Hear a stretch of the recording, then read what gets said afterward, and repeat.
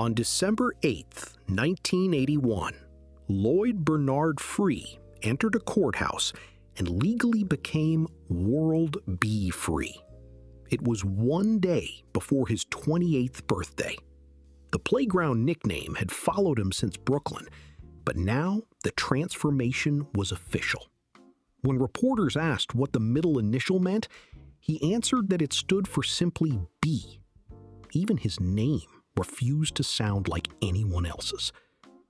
The basketball was just as difficult to ignore. Free averaged 20.3 points across 13 NBA seasons, led all scorers in a Game 7 against Boston, and once averaged better than 30 points without being selected to the All-Star game. Cleveland welcomed him by helicopter and red carpet because the franchise needed more than a scorer. It needed someone large enough to make a struggling team feel important again. Yet many younger fans cannot place him. That is the contradiction behind World B Free. A player louder than his era, a scorer who repeatedly survived rejection, and a self-created star the league never quite learned how to package. He had the production, the entrance, the nickname, and the rainbow jump shot. What he never had was the championship, or stable national spotlight that turns a cult hero into permanent basketball royalty. Basketball memory tends to reward clean silhouettes. Magic belonged to Showtime. Bird belonged to Boston. Isaiah belonged to 2 championship teams in Detroit. Free's prime was split among several franchises, and his only finals appearance came before he became an all-star, or legally became world. The pieces were vivid, but they never settled into the single familiar image that makes a career easy to retell. Before world became a legal identity, there was a boy raised on the hard courts of Brownsville, Brooklyn, and a flat jump shot defenders kept throwing back at him. The style that eventually made him famous began as a practical answer to being blocked. He was born in Atlanta, Georgia, on December 9, 1953. But Atlanta isn't where this story takes its shape. The man who became World B Free was raised in Brownsville, Brooklyn. And if you came up in that era, you already know what those 2 words mean. Brownsville was hard, unforgiving. The kind of neighborhood that didn't hand you anything and didn't apologize for it. And right in the middle of all that concrete sat the great equalizer, the basketball court. In Brooklyn schoolyards, reputation wasn't given to you because of your last name or your family's money.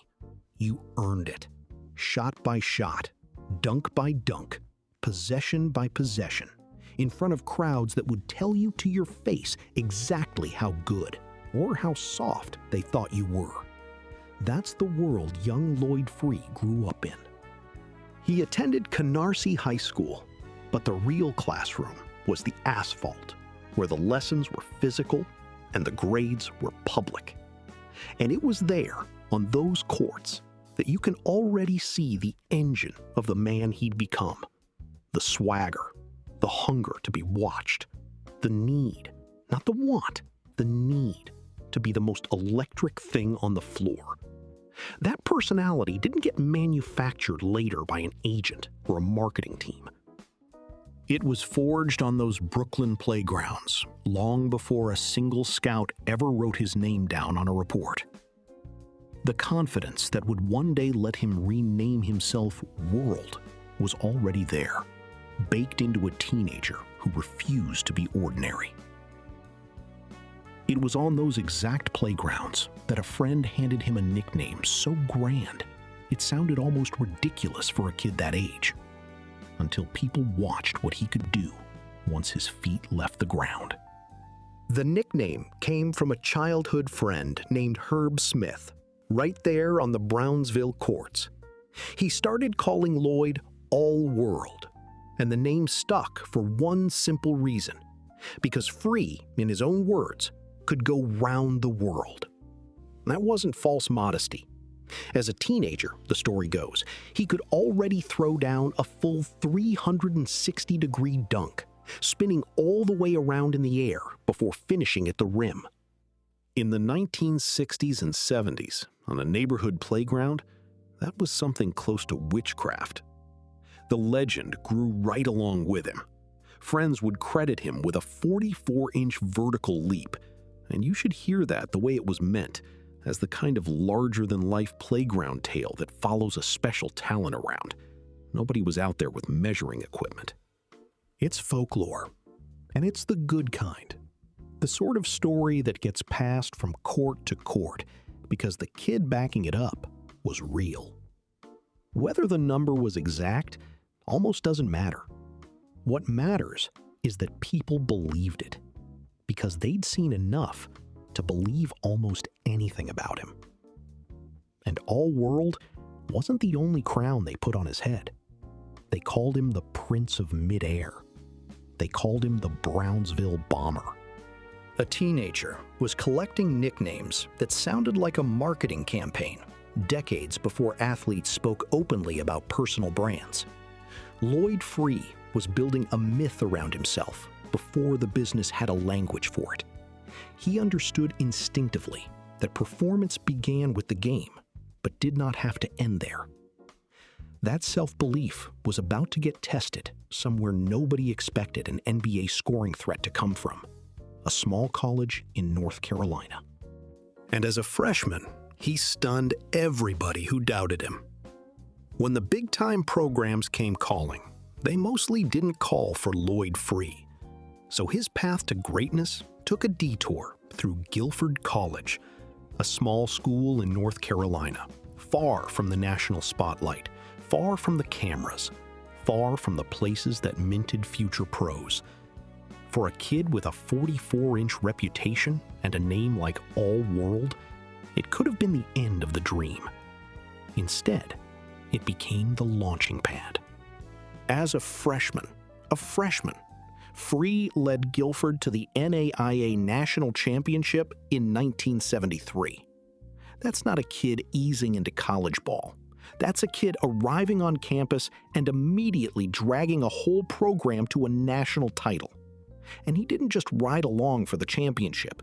He was named the most valuable player of the NAIA tournament. The playground myth from Brooklyn had just proven, under real pressure, on a real stage, that he was the genuine article. Not a legend cooked up by neighborhood storytelling. A winner.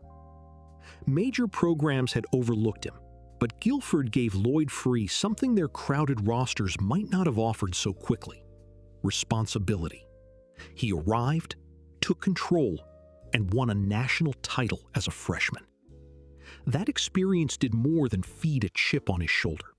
It taught him that a smaller stage did not require a smaller performance, and that he could create attention instead of waiting for an institution to provide it. That championship run got the attention of an NBA contender. But when draft night arrived in 1975, the league still found a way to make him wait, all the way down to the 23rd pick. The Philadelphia 76ers selected Lloyd Free in the second round of the 1975 NBA draft, 23rd overall. A man who would eventually average 30 points in this league and make an All-NBA team remained available until the 23rd name was called. The pick looks astonishing in hindsight, but draft position also reflected the uncertainty around a scorer from an NAIA program. Free entered the NBA with production to prove, and no lottery pedigree protecting his minutes. And the fit in Philadelphia wasn't easy either. He arrived on a stacked 76ers roster, a young scorer dropped into a crowded locker room full of talent and full of egos, all of them fighting for the same minutes, the same shots, the same identity. For a man whose entire being demanded the spotlight, that's a difficult place to start. You can't go round the world from the end of the bench. He had to claw for every opportunity, prove himself all over again to a team that already had plenty of options. That crowded roster taught him a professional lesson different from Guilford. Talent could earn an opportunity, but opportunity could vanish inside a rotation filled with other stars and other needs. Free responded by making his minutes impossible to ignore. The playground showman learned when to provide instant offense, how to change the temperature of a game from the bench, and how quickly a scorer without organizational power had to establish his value. Within 2 short years, that overlooked second-round rookie would be standing center stage in a Game 7 against the Boston Celtics. And when the lights were brightest, he'd outscore every single man on the floor. By the spring of 1977, that overlooked second-round rookie had become something the 76ers could lean on when everything was on the line. And in basketball, nothing tests a man quite like a Game 7. The Philadelphia 76ers were locked in a battle with the Boston Celtics in the Eastern Conference semifinal, the kind of series where reputations are made and broken in a single night. The pressure was suffocating. The crowd was hostile. And Lloyd Free did exactly what he was built to do. He led all scorers with 27 points. Not a role player chipping in, not a young guy happy just to be there. He outscored everyone on that floor. Every veteran, every star, every name that was supposed to matter more than his. On the biggest stage he'd seen in his young career, the kid from Brownsville, who'd had to claw for his minutes, stood up and answered. That's the moment the league should have understood who they were dealing with. The performance also complicates the label that later followed him. Freed is often remembered as a man who needed endless shots and complete freedom to matter. In Philadelphia, he had neither. He worked inside a team crowded with scorers and still became the leading point producer in a Game 7. Long before San Diego handed him an offense, he had shown that his nerve could survive inside a contender's pressure. And the run didn't stop there. Philadelphia pushed forward, beating the Rockets in the Eastern Conference Finals to punch their ticket to the championship round. The 1977 NBA Finals, the biggest series in the sport. For a second-year player who'd been told to wait his turn since the playgrounds, this was the mountaintop coming into view. The 76ers were 4 wins from a title, and Lloyd Free was right in the thick of it. Philadelphia fell to Portland in those finals, and the ring slipped away. The loss carried a consequence nobody could recognize in the moment. This was the closest World B. Free would ever come to a championship. It happened in his second season, before his scoring peak, his legal name change, or the helicopter. The grandest team stage of his career arrived early and disappeared before he could know it required a proper goodbye. Free had proved he could deliver in a Game 7 and contribute to a finals team. Yet after the following season, Philadelphia sent him across the country for a future draft pick. The transaction became the first major split between his obvious scoring talent and the way teams evaluated where that talent fit. After the 1977-78 season, the Philadelphia 76ers made a decision that, on paper, looks almost careless in hindsight. They traded Lloyd Free to the San Diego Clippers. And what did they get back for a young scorer who just helped them reach the finals? A future draft pick. That was it. No established star coming the other way, no headline-grabbing return.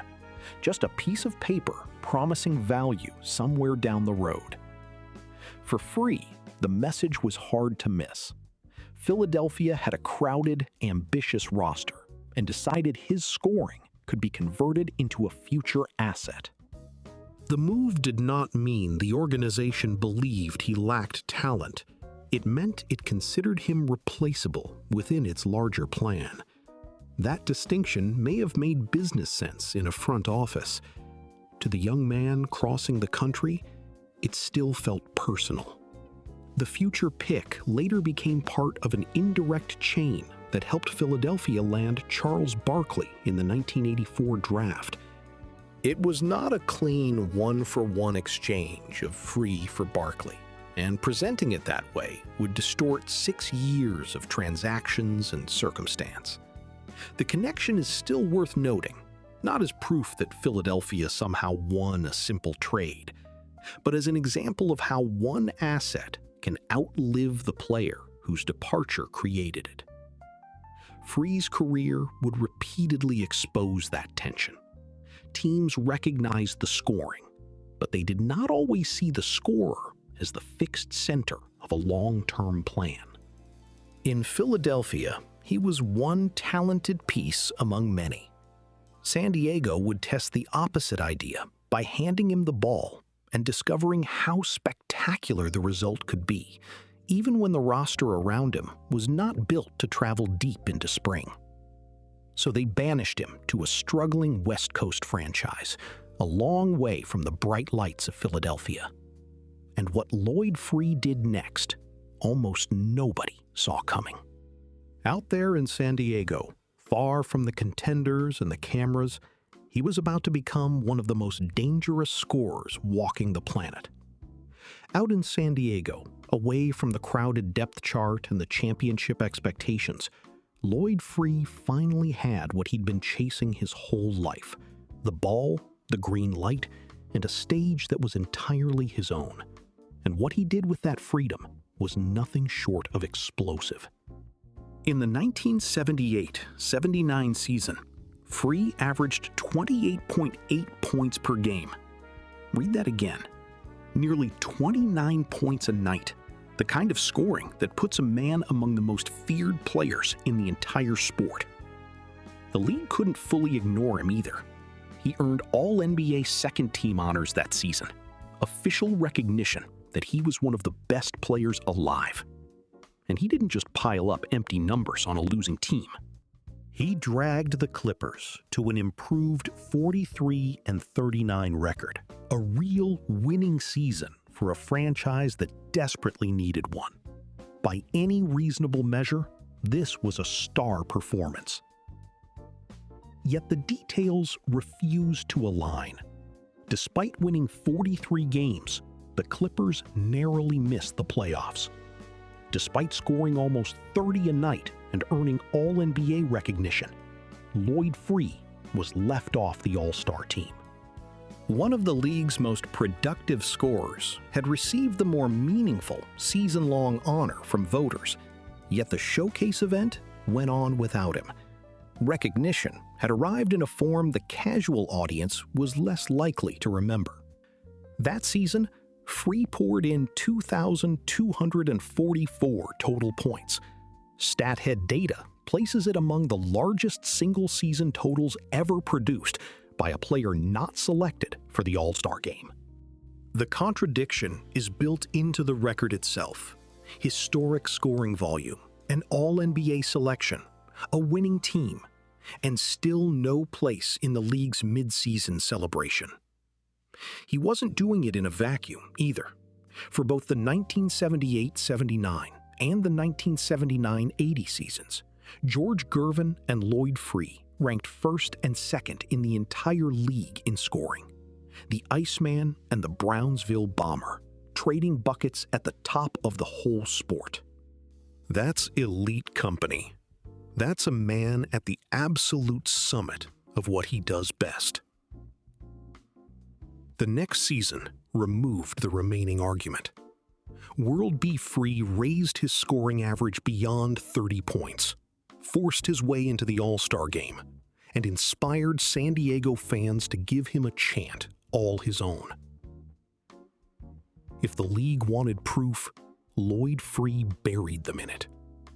The 1979-80 season would stand as the finest statistical campaign of his entire career. He averaged 30.2 points per game, 30 a night over 68 games, while adding 4.2 assists and 3.5 rebounds. This wasn't a one-dimensional gunner padding a stat sheet. This was a complete scoring guard operating at the peak of his powers, putting up numbers that demand respect in any era of basketball. That season brought Free his first and only All-Star selection. It confirmed that the previous year's omission had not reflected the level of scorer San Diego possessed. The honor mattered, but its loneliness would later become part of the mystery around his reputation. A player who averaged more than 20 points across 13 seasons appeared in the league's showcase only once. In San Diego, the connection between Free and the fans became theatrical. Crowds hungry for his fireworks would begin chanting the moment the ball touched his hands, "Shoot, shoot, shoot." An arena urging one man to fire away fed his confidence and turned ordinary possessions into a promise of spectacle. That is not how fans respond to an ordinary player. It is how they participate in a show. The Clippers, nevertheless, missed the playoffs again. That became the defining tension of his prime. A brilliant scorer filling arenas and stat sheets, while a thin, unstable team failed to convert his production into a postseason place. The absence of playoff success also fed the label that follows many volume scorers. People could admire the points while questioning what the points built, even when the roster context offered no simple answer. His style made that debate louder. Free took difficult shots with visible confidence, and a miss could look reckless in a way a conservative possession never did. But the same audacity bent defenses, drew crowds, and gave San Diego an offensive identity. He was not merely accumulating attempts, he was carrying the burden of creating a good shot when a roster had too few other players capable of creating one. At the height of his scoring powers, while those chants were ringing in his ears, Lloyd Free was considering a decision that had nothing to do with his jump shot. It would change not merely the name on the back of his jersey, but the identity he presented to the world. First came the change of address. On August 28, 1980, the San Diego Clippers traded Lloyd Free to the Golden State Warriors, sending him north in exchange for Phil Smith and a first-round pick. A new team, a new city, a new chapter. But the move that truly redefined him wasn't a transaction the front office could control. It was one he made entirely on his own. He'd been turning the idea over in his mind since 1978, a slow-burning notion that the name he was born with no longer fit the man he'd become. And on December 8, 1981, the day before his 28th birthday, Lloyd Bernard Free walked it through the legal system and made it real. From that day forward, he was World B. Free. Not a nickname stitched onto a warm-up jacket, not a flourish for the announcers. His actual legal name, recognized on the record. It was the most audacious self-branding move the sport had seen. Decades before athletes built empires around their personal brands, before logos and signature lines and social media, here was a man who took the all-world tag from the Brownsville playgrounds and fused it permanently into his own identity. The boy who could go round the world finally made the world part of his name. And when the curiosity came, when people asked what that middle initial actually stood for, he gave the answer that captured his whole personality in a single breath. The B, he said, stood for just B. No long explanation, no deeper meaning to chase. Just confidence, wrapped in a wink. There was something almost philosophical in the decision. Most people accept the name given at birth and carry it through life without a second thought. World B. Free looked at his and decided it was his to rewrite. Teams could determine his draft position, minutes, salary, and destination. They could not determine the name he chose to answer to. In a profession organized by other people's evaluations, this was an act of authorship nobody could trade away. Now he carried that bold new identity into a Golden State uniform, ready to prove himself all over again. And waiting for him on that Warriors roster was a fellow scorer whose presence would push World into a season-long duel for the soul of the team. For more than half a decade, the book on this man read the same way. Heat check scorer, volume shooter, the player handed the ball when a team needed a bucket. In the 1981-82 season, wearing his new name across his back, he added evidence that the book was incomplete. He became Golden State's leading playmaker. That season, World led Golden State with 5.4 assists a night, while still scoring 22.9 points. He was 27 when the season began and turned 28 in December. Not an aging guard surviving on reputation, but a veteran scorer entering his late 20s and broadening his game. The assist number challenged the easiest criticism of him. The gunner had not stopped firing. He was also learning when to conduct. 5.4 assists did not transform him into a cautious pass-first guard, nor did it need to. It showed that the threat of his shot could become a tool for teammates. Defenders leaning toward Free opened another angle. A scorer secure enough in his own identity could finally use that attention instead of fighting it. Golden State offered evidence that his game was capable of adaptation, even if the old label remained easier to repeat. And he was doing it inside one of the quieter rivalries of that era. On that same Warriors roster sat Bernard King, another elite scorer in the prime of his powers. King edged him out in the team scoring race, averaging 23.2 points to World's 22.9, a razor-thin margin, a tenth of a point separating two proud scorers sharing a single floor. Two men who'd built their careers on filling it up, trading buckets every night, each one measuring himself against the other. It was a season-long duel for the offensive soul of that team, and World held his own against one of the most gifted scorers of the decade. The Warriors played good basketball and finished 45-37, a winning record built around real offensive talent. In another conference or season, that might have secured a postseason place.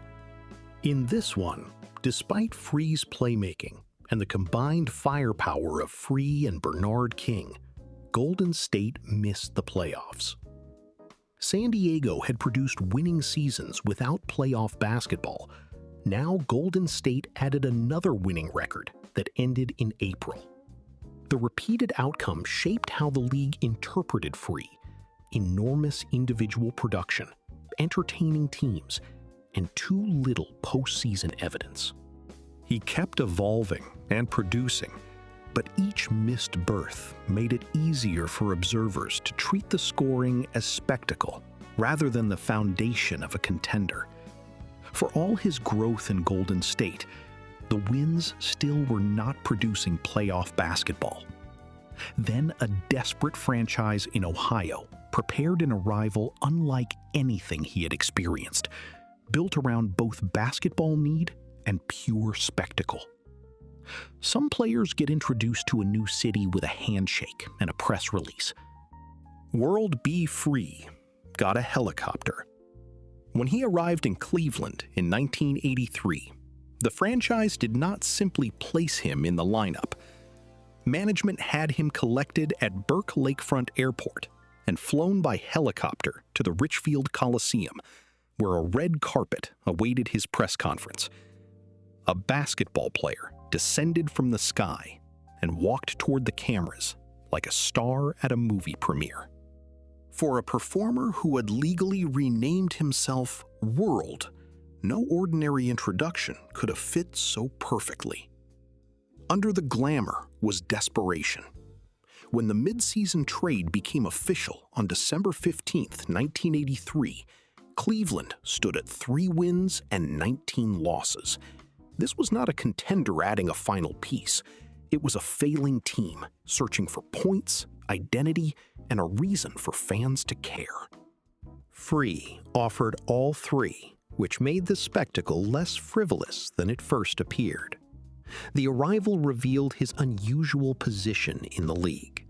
Contenders tended to see a gifted scorer whose style had to fit around other stars. Cleveland saw an identity. A 3-19 team was willing to bet its offense, fan appeal, and hope of relevance on his ability to make basketball feel like an event. The helicopter was pageantry, but the responsibility waiting below it was real. The grand entrance, though, was the easy part. Anybody can rent a helicopter. The truly hard task, the one that would define whether this gamble was genius or folly, was taking one of the worst teams in all of basketball and dragging it back to relevance. And that challenge would become, against every odd, the most redemptive chapter this man ever wrote. Once the press conference ended, the real work began. World B. Free answered the way he always had, by scoring. And this time, the points helped lift an entire franchise off the floor with him. In the 1984-85 season, he crossed a threshold few players had reached. He became the 39th player in NBA history to surpass 15,000 career points. At that moment, only 38 men had scored more in the league. This was not a novelty act with a clever name. It was one of the great scorers of his time, placing himself among the most prolific point producers the sport had seen. But the milestone was only half the story. The bigger story was Cleveland, the franchise that had been 3-19, the laughingstock that needed a helicopter to sell tickets. World dragged them back to the postseason. He led the Cavaliers into the playoffs for the first time since his Philadelphia days, ending a long drought and giving a battered fan base something real to believe in again. And he didn't just sneak them in and bow out quietly. Against the mighty Boston Celtics, he played the best postseason basketball of his life. Across that first-round series, he averaged career playoff highs of 26.3 points and 7.8 assists per game. Scoring and playmaking, the full evolution of his game on display when it mattered most. The series ended in a 3-1 loss, but the manner of it announced that he belonged on that stage. The signature night came in Game 3.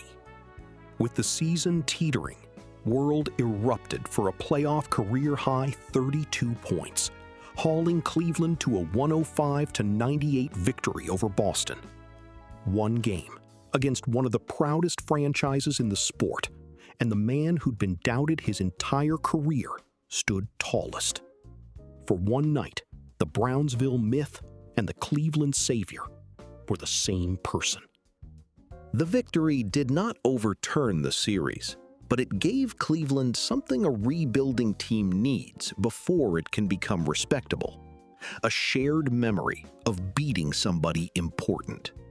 Fans who had watched a 3-19 start now saw their star control a playoff night against Boston. Years later, when the Cavaliers honored Free, they were not celebrating only a scoring average. They were remembering the feeling that the franchise mattered while he had the ball. Free remained in Cleveland for the 1985-86 season, extending the run beyond that playoff breakthrough. Across 275 games as a Cavalier, he averaged 23 points while shooting 45.4% from the field. That was not a brief hired gun emptying the chamber for a few months. It was sustained production from the player who gave a damaged franchise a recognizable face while its next generation was still being assembled. After the 1985-86 season, basketball's emotional story collided with its business one. Cleveland could celebrate what Free had restored and still decide that a 32-year-old scorer did not fit the younger roster it wanted to build. The disagreement came down to two numbers on competing visions of his value. Free had helped pull the Cavaliers from the bottom, carried them back to the playoffs, crossed 15,000 points, and produced a glorious 32-point night against Boston. Cleveland also had begun a youth movement and viewed the next contract through that lens. Gratitude and roster planning were now pointing in different directions.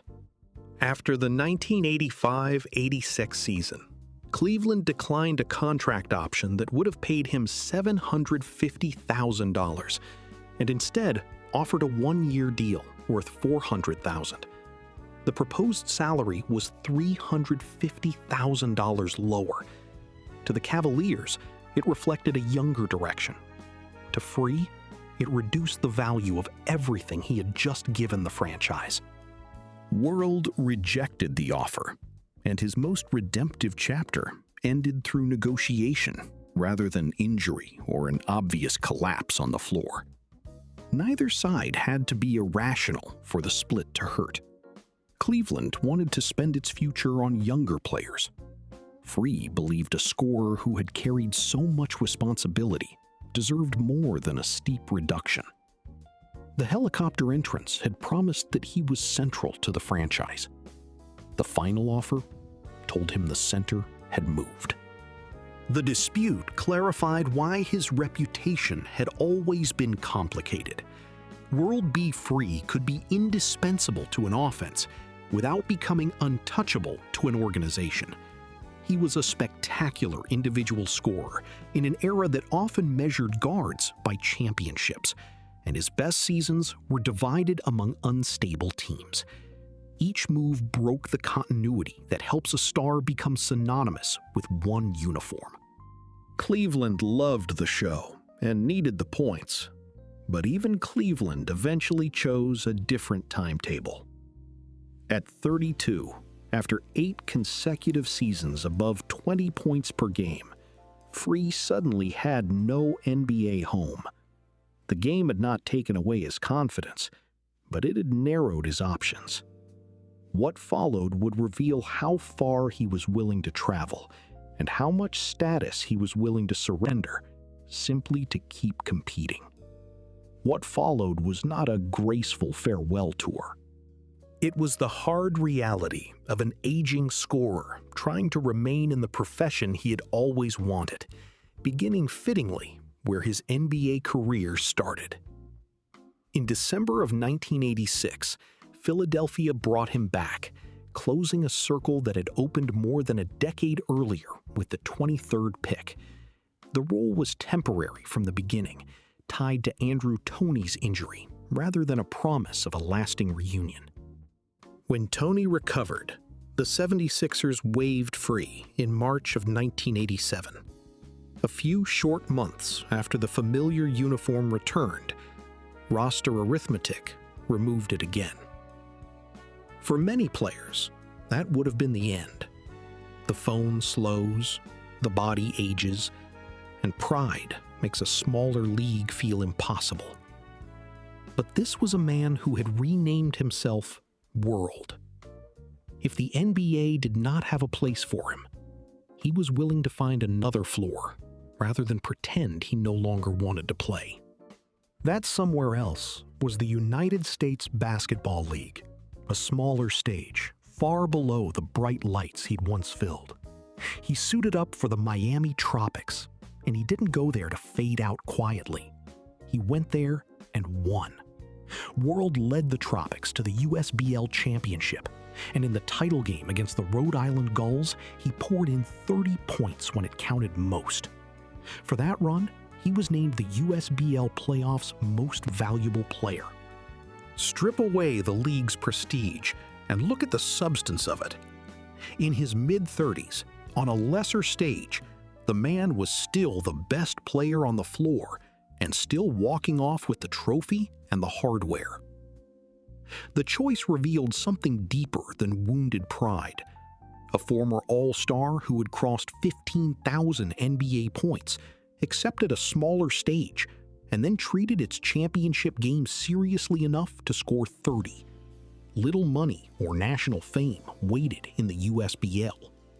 The reward was competition itself.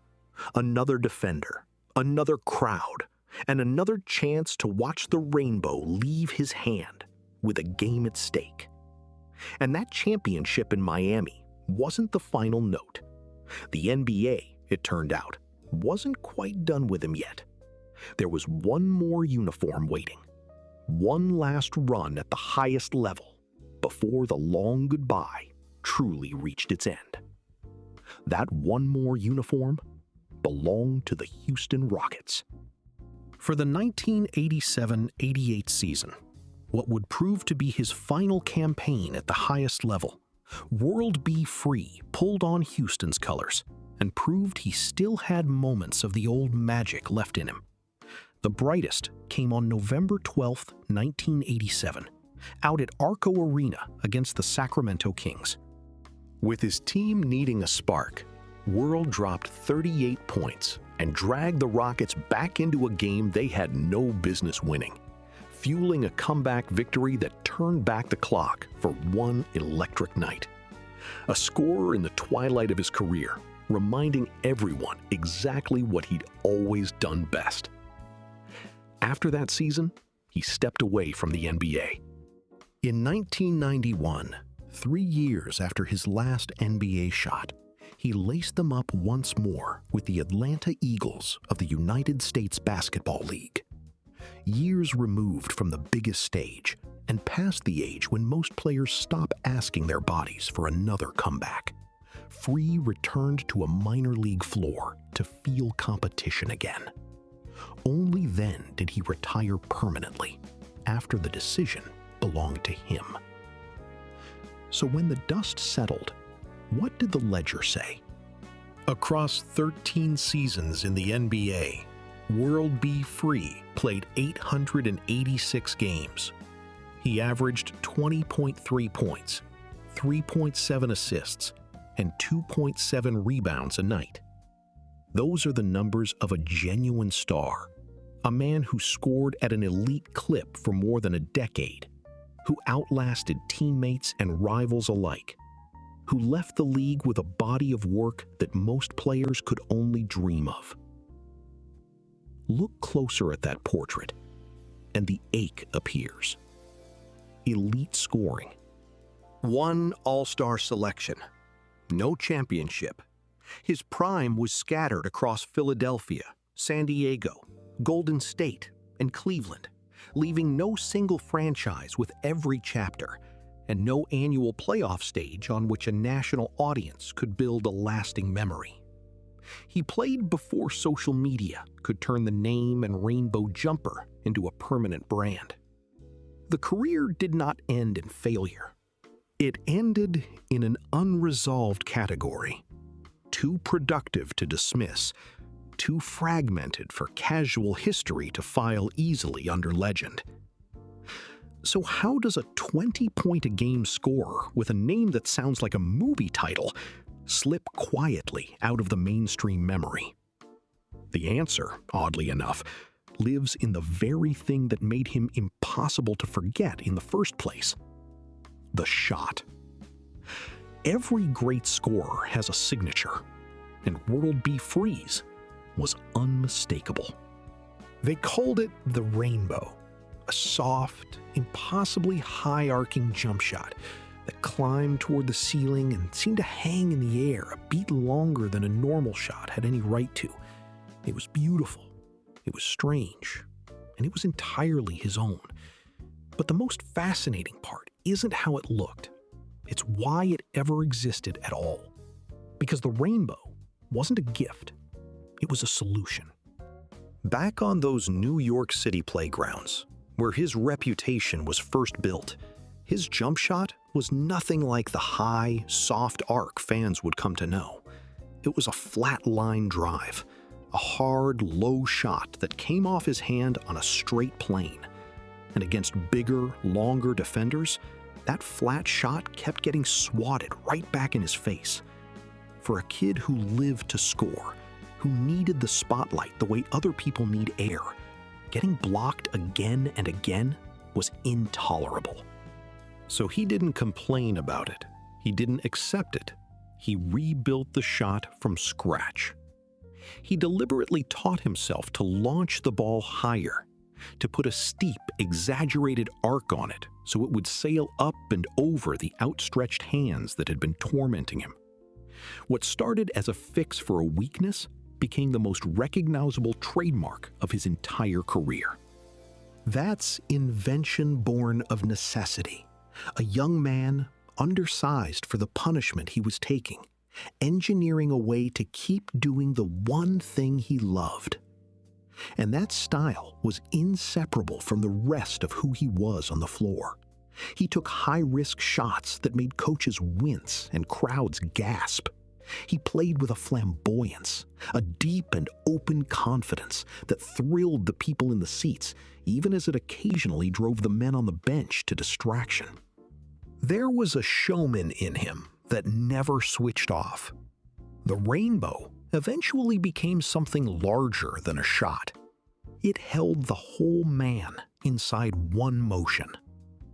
A defender presented a problem, so Free changed the angle rather than surrendering the attempt. His career followed the same instinct through new teams, changing roles, and smaller leagues. The ball hanging high above an outstretched hand is an almost perfect metaphor for World Be Free, a self-made solution created by someone who refused to let the first obstacle define the possession.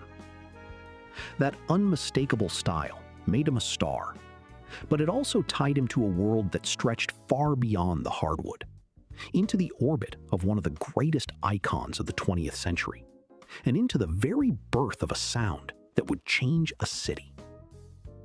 Muhammad Ali provided one clue to the persona. Reports from the period described Free's admiration for the champion, and an April 1985 USA Today profile placed the comparison directly in its headline, presenting Free as another athlete with little use for small talk. The evidence supports admiration, not a friendship or mentorship. What mattered was the example Ali had placed into the culture. An athlete could announce his own importance, entertain before the contest began, and refuse to make confidence sound apologetic. The cultural threads reached into surprising places. In 1979, Free was dating the future Philadelphia radio pioneer known as Lady B.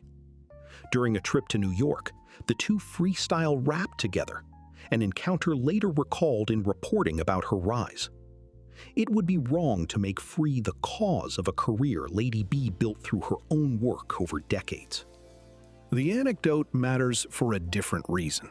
It places him at the meeting point of playground basketball, performance, and an emerging musical culture before athlete branding made that combination ordinary. And that's the thread that ties this whole man together. Long before athletes were expected to be brands, to have personalities and signatures and cultural footprints, World Be Free was already living it. He admired the showman champion. He brushed against the birth of a musical movement. He renamed himself like a one-of-a-kind act.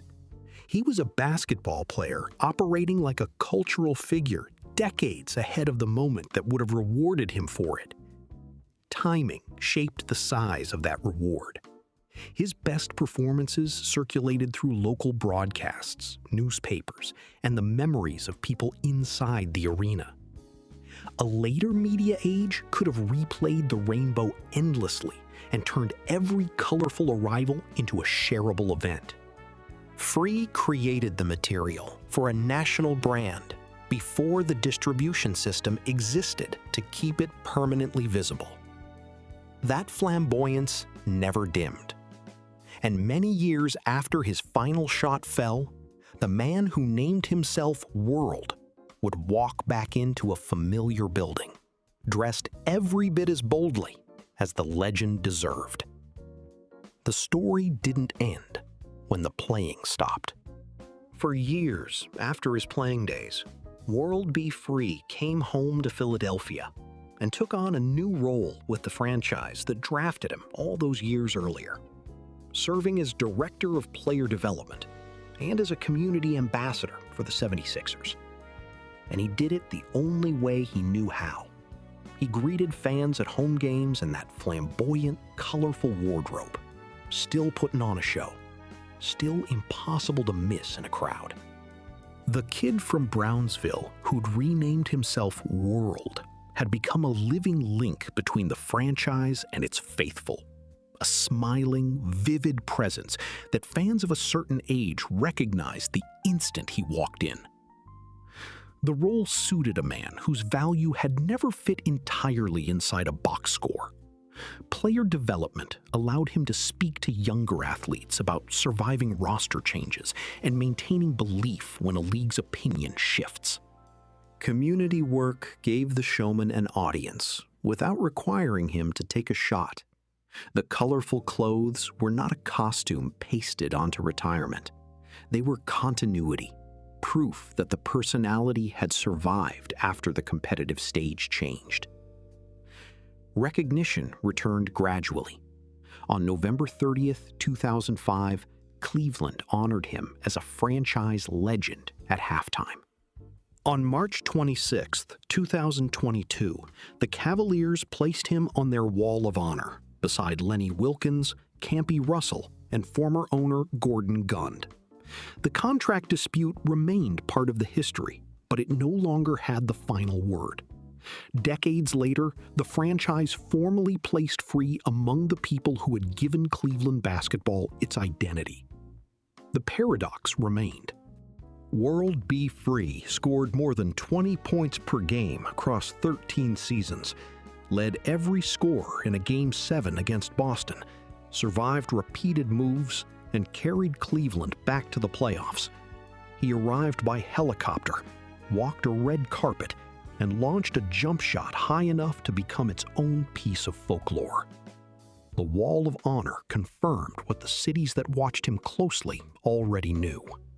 What he lacked was the clean ending that keeps a scorer permanently in the national conversation. There was no championship, and no single franchise that held his entire prime. His best years were scattered across uniforms, and the recognition often arrived after the moment had passed. That did not make the life smaller.